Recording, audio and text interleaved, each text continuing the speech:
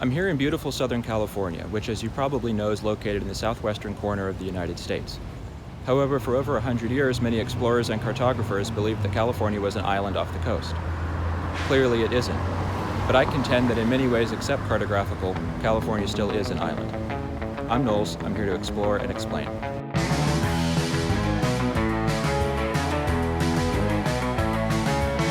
I filmed that intro when I was out in California last summer, and honestly I'd kind of forgotten about it.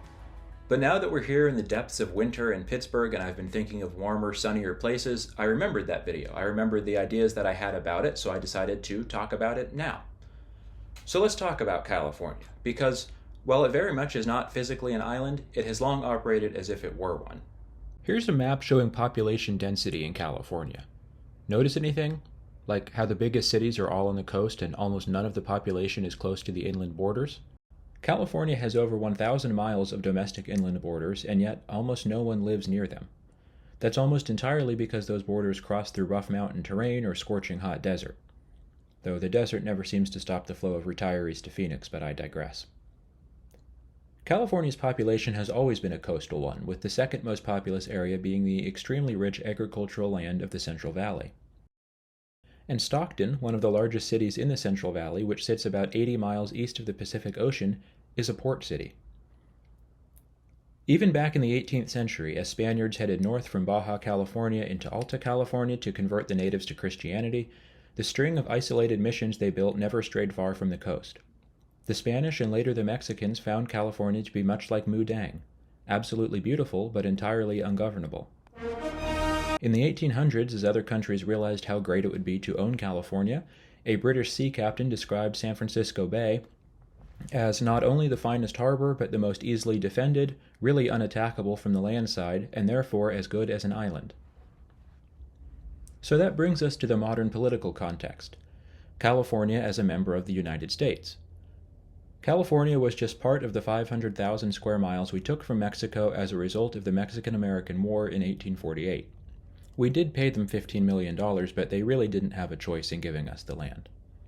And it was just in time. The Treaty of Guadalupe Hidalgo was signed February 2, 1848, and just a week before that James Marshall had discovered gold in the mountains north of Sacramento. Because news took a while to spread back then, the territory was firmly American by the time the gold rush started in 1849. The gold rush is probably the most famous event in the history of the West Coast and one of the most famous in the entire country. Over a period of just a few years, about 300,000 people streamed into California. Just 2 years after becoming part of the U.S., California gained statehood, which resulted in this rather strange map. Without going into the whole compromise of 1850 here, because believe me, that's a long story, California is granted statehood as a free state in exchange for the passing of the Fugitive Slave Act, and is completely separated from the rest of the country by, at the very least, hundreds of miles of desert and mountains. So long and difficult was the overland trek that the most common way to get there was by getting on a boat on the East Coast and going around the entire southern tip of South America, landing 6 to 9 months later in San Francisco Bay. A decade went by, and the state's population had swollen to 380,000 people, all of them thousands of miles and months of travel away from their fellow countrymen. In 1860, 3 guys founded a little service called the Pony Express. This horseback relay mail delivery service cut the time to send mail to California down to just 10 days, which everyone assumed was impossible. That is, if you were willing to pay $5 per half ounce of mail. The going federal rate at the time was 2 cents. The Pony Express was created solely because geography and politics made California basically an island, and after 18 months the Pony Express was replaced with telegraph service for the exact same reason. The map of that first transcontinental telegraph service makes it clear just how densely California was populated compared to the rest of the West and the Great Plains. Finally, after years of construction, the first transcontinental railroad was completed in May of 1869 at Promontory Point, Utah, tying the East Coast to the West Coast, by crossing the boundless expanse of sand and rock that lay between them, between California and the rest of the Union. Over the next 50 years, the lands in between slowly filled up with American settlers. Oregon gained statehood in 1859, Nevada in 1864. The frontier was declared closed in 1890, and Arizona gained statehood in 1912. California was finally surrounded by full-fledged states. But that didn't stop California from being its own world, and it's hard to deny that it is. First of all, it's an agricultural powerhouse. Over 1/3 of America's vegetables and 3/4 of America's fruits and nuts are grown in California. If you live literally anywhere in the world and you like almonds, there's an 80% chance those almonds were grown in California. The Central Valley, which is home to just 1% of America's farmland, produces 8% of America's food.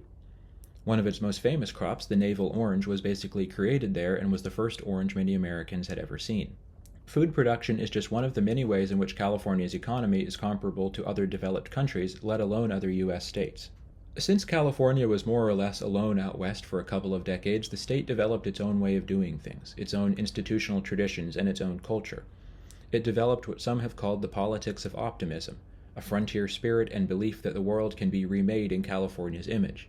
It came to be seen as a place of renewal, where Americans dogged by poverty or other hardships had a chance at striking it rich, or at the very least beginning a new life in a place with less classism than the America of the time. It was like a new America within America, an island off the coast of the city on a hill. Progressive policies, which California is largely known for today, were in place from the beginning. These included equal status for Catholics and Protestants, Spanish and English being the official state languages, and the ability of women, regardless of marital status, to own property in their own name. It set up one of the finest systems of public universities anywhere in the world, and later became the definition of what a successful post-war America looked like. And we won't even get into the role Hollywood has had in projecting California's image of itself to the outside world. So let's bring it back here. Remember how I said in the beginning that cartographers drew California as an island for hundreds of years? It wasn't that they'd outright lied, or even that they'd sailed part of the way up the Gulf of California and decided, yep, definitely an island. Okay, well that was part of the reason why, but there's a weirder and more fitting reason. In 1510, Spanish author Garcia Rodriguez de Montalvo wrote a chivalric novel called Les Serges d'Esplandian.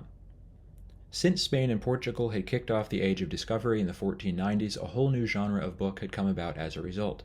These books were about knights and other adventurers, exploring new places and seeing strange sights. Think Don Quixote, but without a hint of irony. Ship captains and conquistadors would use these novels as inspiration, emulating the characters within, and as these ship captains and conquistadors wrote back home about their grand adventures in the New World, the authors had all the more inspiration for their own stories. In this particular story, the main character discovers an island in the Western Ocean populated only by Amazons and ruled by Queen Calafia. They name the island California. Know that on the right side of the Indies there is an island called California, very close to the side of the terrestrial paradise, and it is peopled by black women, without any men among them, for they live in the manner of Amazons. In 1535, Hernán Cortés arrived in Baja California. A lack of information or supplies to explore further led him to the conclusion that he was on the shore of a large island. He plucked a name from pop culture, California. And be honest, if you had unreliable paper maps and you had just landed on the tip of Baja California, wouldn't you assume it was an island too? Now, 4 years later, another explorer actually did sail up the Gulf of California and found the mouth of the Colorado River, proving that Baja California was in fact an egregiously long peninsula. But that didn't really matter because maps had already been made showing California as an island. Plus, in 1603, a Spanish ship returning home was captured by a Dutch ship. They hauled off all the treasure, including a map that showed California as an island. Eureka, they probably said. Spain has been keeping this secret from us, but now we've got it. Let's tell the world about this. As the Dutch were generally considered the best cartographers, everyone just believed them. And as time went on and it became cool and profitable to be a map maker, man, I was born in the wrong generation, the easiest thing to do was just copy other people's maps, especially if those people were Dutch. And so for literal centuries, European mapmakers and then other mapmakers around the globe depicted California as an island off the west coast of North America. There were also maps depicting it more or less correctly, but since only a handful of Europeans had actually been there, it didn't matter. There is a digital collection hosted by Stanford, which I've linked down below, with over 700 maps depicting California as an island. The most recent is a really pretty Japanese map from 1865, only 4 years before the railroad reached California. So I hope you can see the bigger picture here. Real-life explorers named a real-life place after an island from a novel. That place turned out to not be an island, and yet due to factors of human and physical geography throughout the centuries, it may as well be. There's this quote that I find really illuminating, pardon the pun. In California, the lights went on all at once in a blaze, and they have never been dimmed. California hardly existed as a political entity in 1848, and yet by 1850 it was a member of the United States. Within its first century, it had become one of the most powerful states, a position it's held ever since. Just like its cartographical representation, its origins are strange, and yet it has endured. Life imitates art, I suppose.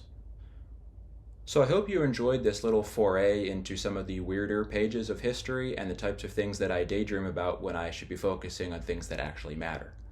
I'm Knowles, and I'll see you next time.